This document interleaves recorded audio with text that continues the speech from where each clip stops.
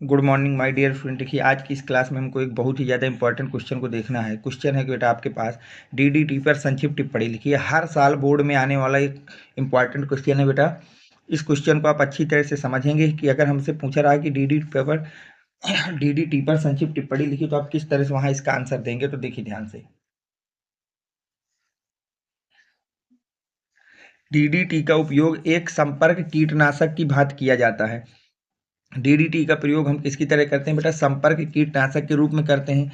यह सस्ता और शक्तिशाली होने के कारण मक्खी, मच्छर, कीड़े मकोड़े, शलभ तथा कृषि पीड़कों को मारने के लिए इसका व्यापक स्तर में उपयोग होता है। ये सस्ता है और शक्तिशाली है, इसलिए मक्खी हो, मच्छर हो, कीड़े मकोड़े हो, कृषि पीड़कों को आदि को मारने के लिए बहुत ज़्यादा इसका उपयोग किया जाता है।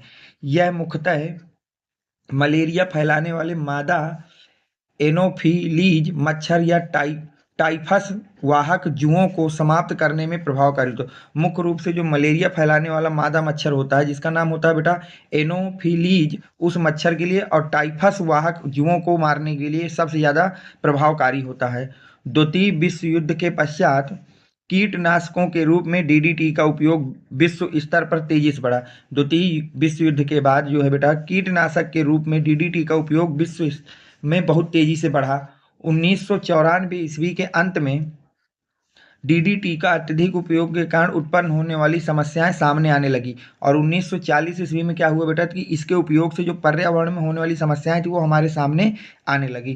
कीटों की अनेक प्रजातियों ने डीडीटी के प्रति प्रतिरोधात्मकता विकसित कर ली तथा यह मछलियों के लिए अति विषैली सिद्ध हुआ। कई कीट जो थे इसके प्रति बेटा प्रतिरोधात्मक शक्ति अपने अंदर प्राप्त कर ली, मतलब अब उन पे ये किसी तरह से असर नहीं कर रहा था, और मछलियों के लिए ये एक विषैला पदार्थ की तरह ये सिद्ध हुआ, इसलिए अब इसके रोक लगा दी गई इसके उपयोग में बेटा। आगे यही चीज़ लिखी जाएगी कि डीडीटी के अत्यधिक रासायनिक स्थायित्व तथा इसकी वसा में विलेयता ने समस्या को और जटिल बना दिया।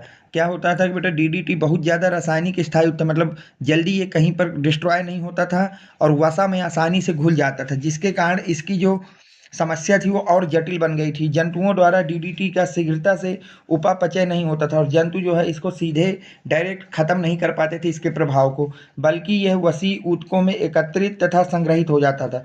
और ये क्या करता था बेटा कि जो जंतु थे उनके ऊतकों में एकत्रित होकर, संग्रहित होकर के वहां पर रुक जाता था बेटा, स्टोर हो जाता था। यदि जंतु इसका निरंतर अंतर्ग्रहण करता रहता है तो समय के साथ इसकी मात्रा निरंतर बढ़ती रहती, और यदि जंतु में लगातार इसको डाला जाए तो समय के साथ उसमें इसकी मात्रा, उसके शरीर के अंदर इसकी मात्रा बढ़ती रहती है। यह बढ़ी हुई मात्रा जंतुओं के जनन तंत्र को विपरीत प्रभाव डालती, और ये जो है जंतुओं के अंदर जो प्रजनन की क्षमता होती है, जो जनन तंत्र होता है, उसको बुरी तरह से प्रभावित करता था। इसके दुष्प्रभावों को देखते हुए यूएसए ने 1973 ईस्वी में डीडीटी पर प्रतिबंध लगा दिया था। यद्यपि विश्व में अनेक स्थानों पर इसका उपयोग आज भी हो रहा है। 1973 ईस्वी में यूएसए ने इसके प्रयोग में रोक लगा दी थी, लेकिन आज भी विश्व में कई स्थानों पर, अनेक देशों में इसका प्रयोग खुलेआम हो रहा है। बस इतना आपको लिखना है बेटा। इसमें कई ऐसे पॉइंट हैं जहां से आपसे एंट्रेंस में भी क्वेश्चन पूछे जा सकते हैं कि इसका प्रयोग सबसे ज़्यादा किस समय किया गया था, डीडीटी का से क्या लाभ है, क्या हानि है, ये सब आपको अच्छी तरह से आना चाहिए। तो इतने पॉइंट आपको इसमें कंपेयर कर लेना है। उम्मीद करता हूँ कि ये वीडियो आपके समझ में आया हो, तो प्लीज़ वीडियो को लाइक करें, चैनल को सब्सक्राइब करें। Thanks for watching. Next video coming soon.